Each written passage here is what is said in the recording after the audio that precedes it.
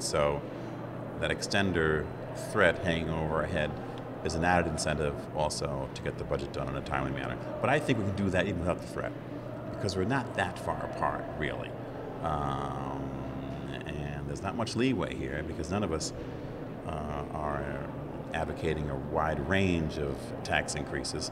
So with limited revenue, there are limited options. So we're not that far apart. Is it true that institutionally the Senate and the Assembly wouldn't want to force the governor into the extender route because you don't want a governor sort of using that power very often? Just that it's better for you guys to come to an agreement than to sort of hand a governor. Yes, I think that's absolutely true. We don't want to go down that road or that route. It is really confrontational, and especially with the new governor and his first budget, it's not the way any of us in the legislature want to start things off this year with him. That's why, frankly, I'm surprised you guys didn't fight it with Patterson last year. He wasn't a very popular governor. You know, it's harder to do it against a popular governor. Why didn't you go to court and try to establish whether he could do this or not? I don't know the exact answer, but I assumed if we thought we had a chance legally, we would have done it. I don't think it was there.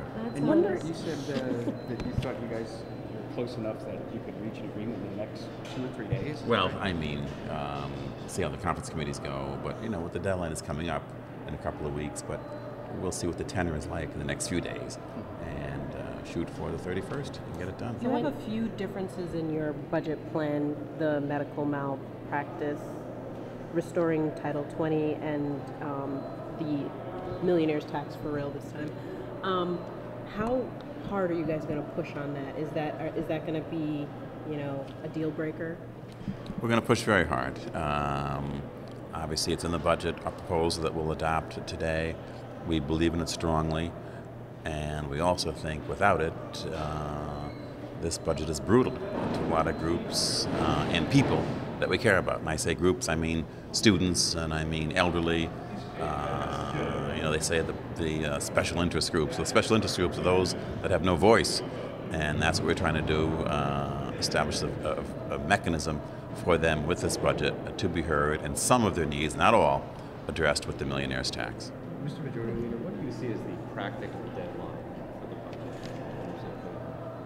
When do you have to get an agreement to print and pass in time for the April 1st deadline? Well, it depends upon the governor's cooperation.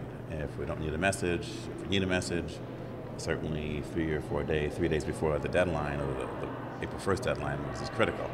So I'd say 3 days before that, but we can go to the day of if the governor's on board. It's a three-way agreement. So there's some leeway here. What do you think the potential is for Let me switch with you. I think it's very good. I'm optimistic. I really am. Is that an intention? Do you want a two-way agreement with the Senate that would cut the governor out? Well, I'd prefer a three-way. Yeah. Obviously, I think a three-way is the best way.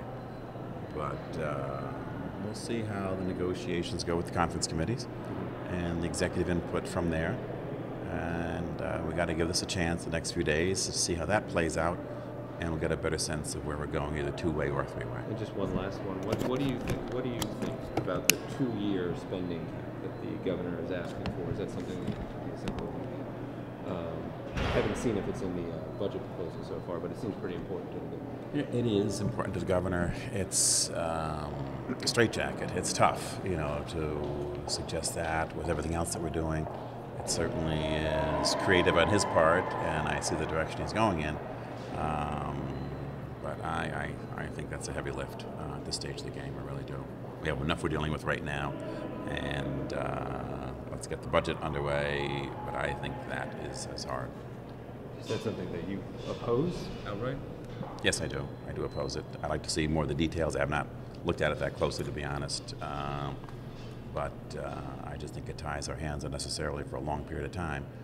But I'd like to see more about it. We haven't discussed it much, and go from there.